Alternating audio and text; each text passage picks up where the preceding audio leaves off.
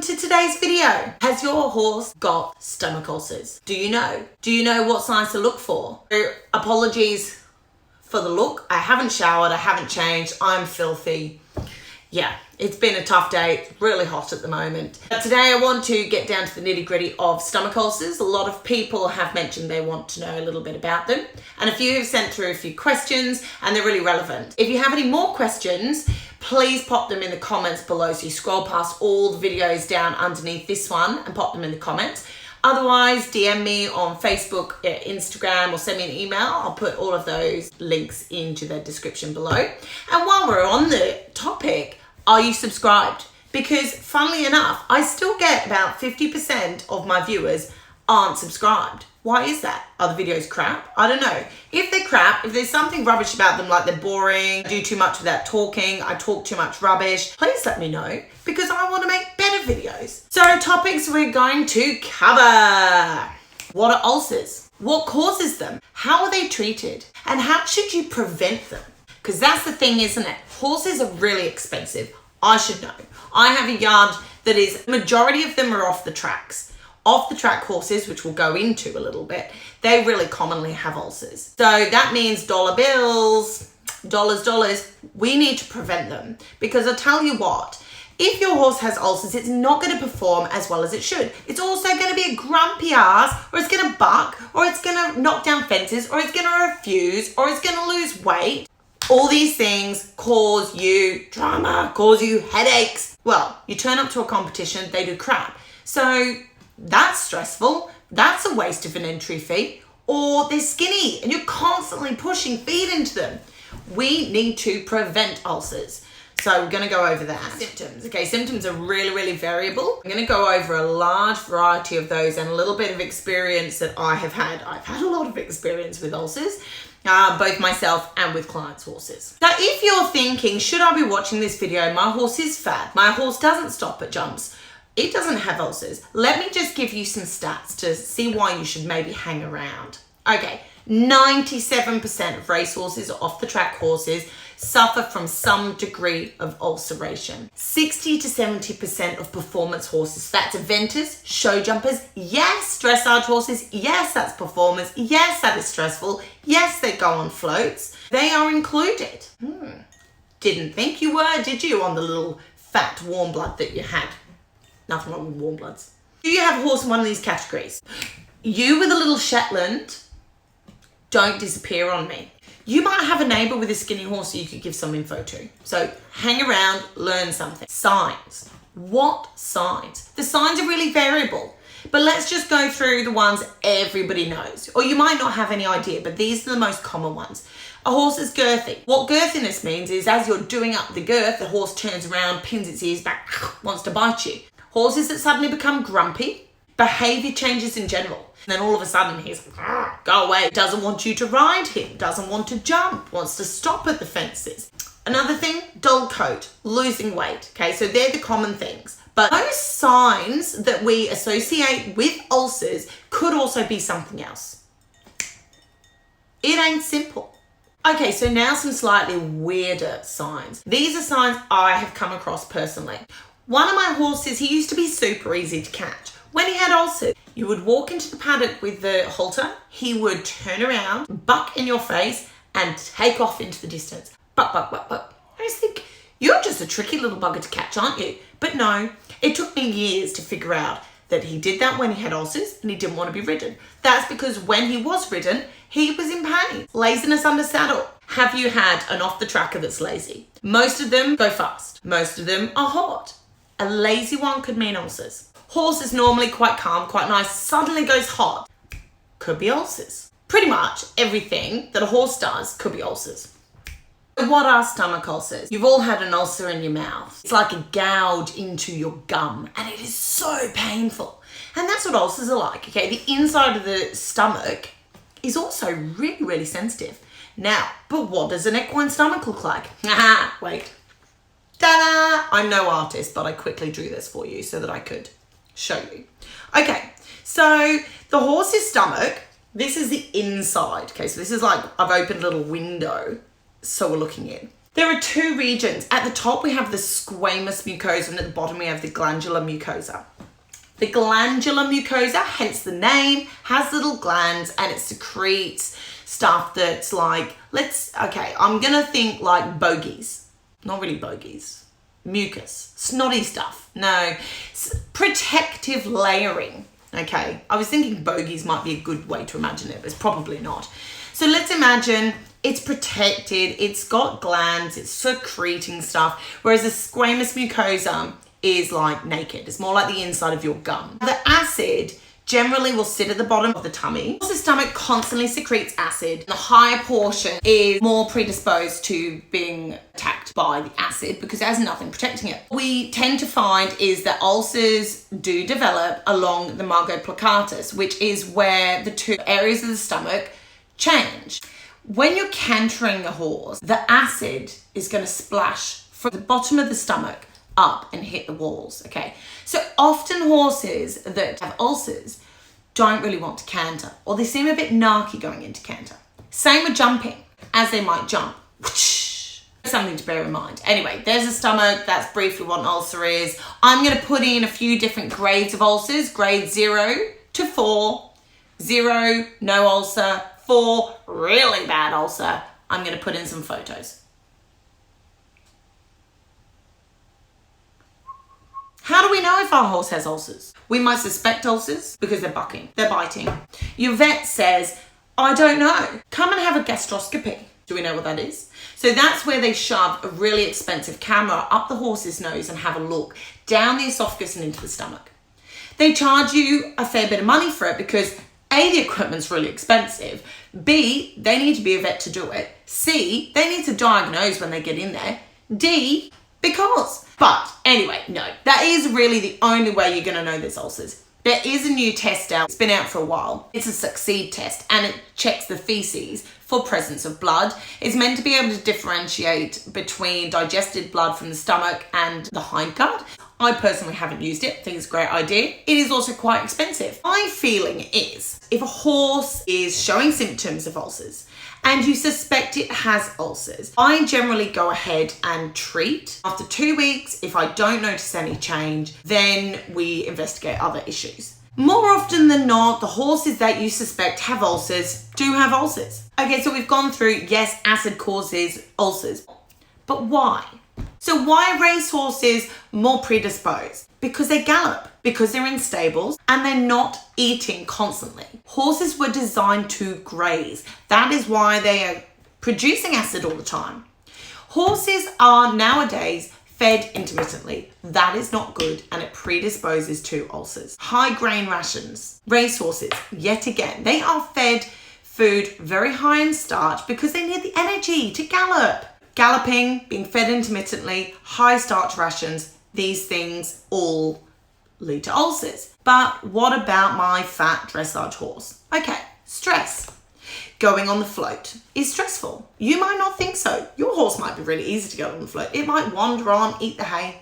But it is a stressful thing in a normal life for a horse, okay? If you are going to clinics, going to lessons, going to competitions regularly, that is stressful, that is cause for ulcers. That does not mean that every horse that goes on a float or goes to competitions has ulcers. I'm just saying, okay? Don't hold, these things against me. I'm just trying to get the point across. Another really important thing is anti-inflammatories. Bute, flunixin. If your horse has colic and your vet has given it flunixin and it isn't eating 4 days because it has colic, you need to think about, does it have ulcers? The vet might be a little bit preoccupied. If they turn up at 10 o'clock at night to treat your horse for colic, they're not thinking necessarily about the repercussions. I know that seems a little wrong. I know that's their job, but they are there for the emergency. If the few weeks later you think, it's got a bit skinny and now it's showing signs. Yes, think back. It had colic, it didn't eat for a while, it did have anti-inflammatories. Okay, another scenario. Your horse is now being stabled because it's got a wound. It's on bute every single day. Ulcers. So let's think about this a little bit. ringing some bells, okay? If your horse is constantly going to competitions, it's constantly traveling, or your horse is boxed because it has a wound, etc., maybe you need to consider having your horse on a preventative to prevent ulcers. A quick point, foals, very, very cute, but also a little bit pathetic and a little bit, prone to anything. Foals undergo any sort of stress, like weaning. Okay, that's not really a foal, but weaning is very stressful, as you can imagine. Stressful for me. Foals that have any issues that need anti-inflammatories need to go on ulcer prevention. Anything stressful, ulcer prevention. If you have a foal and anything happens, ulcer prevention. A little stat here, okay, so there was a research study years ago that they studied 402 racehorses with 40 different trainers over 10 months, and they found out that the racehorses that were more likely to have ulcers were those with the obvious things, like they were stable, they didn't get turnout, they raced for longer, they trained for longer. Funny one, if the radio is played in the barn. Yes, horses with ulcers can have colic. I tend to find that horses with ulcers, if they're going to display signs of colic, they're the milder symptoms. They might paw at the ground, look at their tummy, lie down, and they tend to lie flat out. They're not the type of horses that roll and roll and roll and roll and make you feel like panic. Your horse does that intermittently, lies, and I don't just mean it's sunbaking, obviously, but if it is lying and it's like, yeah, just low grade colic often. You know it, guys. Ulcers. Okay, so treatment. First line, you should get treatment from a vet. I am a vet, I'm going to say that, but it is the truth. The drug of choice by most vets is a drug called omeprazole. You don't need to remember that. It's a proton pump inhibitor. What's a proton pump? You don't need to remember that either, but it's the thing that secretes the acid. Now, generally, these are medications that are given by mouth. There is an injectable form. It would be ridiculously expensive in a horse. We use it in dogs and cats, but we generally use a paste given into the mouth.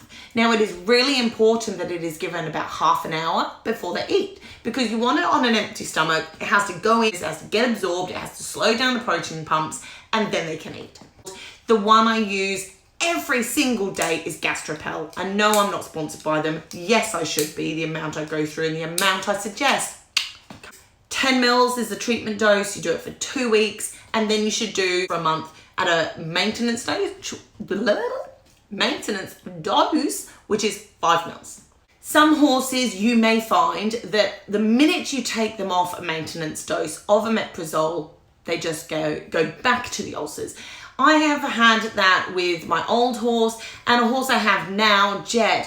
He was on ulcer prevention through his racing career. That is something that all racehorses should be. Come on, racehorse trainers, put your horses on ulcer prevention. In the UK, that is really common. It is pretty much the done deal. But in Australia, you guys, you're a little bit behind times. The big trainers, they're onto it. Brian Smith, he's got a partner that's a vet and she's totally onto it. So Jeddy, he was on it. The only downside about being on ulcer prevention long term is it can up-regulate the acid secretion in the stomach. Horses that I get off the track, I treat for, you guessed it, ulcers. Then they go on a maintenance. Then my aim is to get them on a supplement, because do you know what, guys? This stuff, this dosh, I know you think I'm probably rolling in it. Funnily enough, I'm not. Certainly am not now with 1 trillion horses. Okay, ulcer prevention is expensive. It doesn't matter if you're Tom, Dick or Harry. If I can get the horses on a supplement and maintain them, perfect. But one thing that is definitely worth considering is having a maintenance medication for those days you go to competition or you go away. Because do you know what? If you're constantly chasing your tail and you're trying to treat your horses, it's just hard. You want to prevent it. I know I sound like I'm just going on and on and on. Believe me, I have been there. I am telling you from experience, and I'm telling you from loss of a couple of other treatments that your vet may prescribe to you. One of them being ULCERS, which has a different medication in it called ranitidine.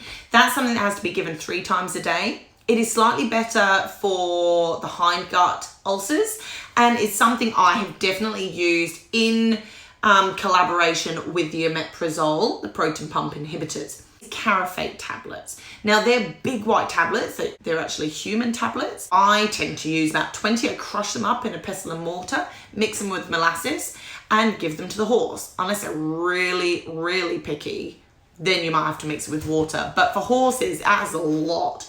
So anyway, the pestle and mortar mixed with about a tablespoon of molasses actually makes a ball of about that big.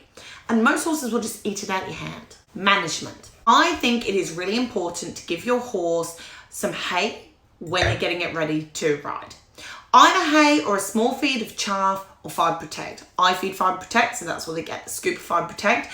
Otherwise, if they're tied up, they get a hay net and they'll get the horses ready. There are 2 reasons for this, okay? 1, they have a little bit of food in their stomach and it helps to prevent the acid splash. 2, saliva contains urea, which buffers acid. See, not just a pretty face. Okay, so supplements. The supplement that I use is called GastroAid Every Day. So they have just changed. So this is a Kelato supplement. They have just changed the names of their supplements. So they have one that is aimed more at the treatment phase and one that is, funnily enough, every day. It contains about 1 million things. I'm going to try and quickly, without saying all the weird names, I'm just going to tell you what it does. So it has a prebiotic, a probiotic, it reduces the stomach acidity, it helps prevent hindgut ulcers, it helps prevent free radicals, it contains psyllium husk and lecithin. I don't know. You remember how I was saying there was a squamous mucosa? So what that stuff does is it effectively does what the bottom part of the stomach does for the top. So it helps protect the lining for you. Comes in a pellet form, pop it in the feed twice a day. When your horses are traveling on the float, do take them with a hay net. It's really not difficult. As I said before, urea in the saliva helps buffer the stomach. Travel with a hay net. Foals, stress, ulcer prevention. Horses that stress when they go to the competitions, ulcer prevention. And please subscribe. I'm really interested to know what videos you guys would like to watch because, I don't know, are these ones boring where I'm like staring into the camera? I look quite red. I'm sorry, I've been in the sun, I've been riding, I'm a bit manic. But anyway, let me know. Now another thing to do with horses prone to ulcers is diet. So you want to try and have them on a low starch diet, high fiber. Any horse should be on a high fiber diet. High fiber, lots of chaff. Fibre Protect is all my horses have Fibre Protect. I have horses come to me and they say, he doesn't eat Fibre Protect, he's bonkers on Fibre Protect, etc., etc. No, my very hot thoroughbred that I event can have 6 scoops of Fibre Protect morning and night and he does not get hot. And it is so good for ulcers. Okay, if you incorporate that into your diet, that alone could just make a difference. So lucerne-based stuff like Fibre Protect, chaff, hay, really important. Speedy Beet, great. Low starch, so I feed Extra Cool. Munga, great. So it doesn't really matter which brand you feed, you want to look for a low starch ration. So I hope you guys learned something in this video. If you did, give it a like and please comment below. Tell me something you learned from this and please let me know if you have any questions. I'm sure I've missed a heap out. I'm sorry I seem a bit excited.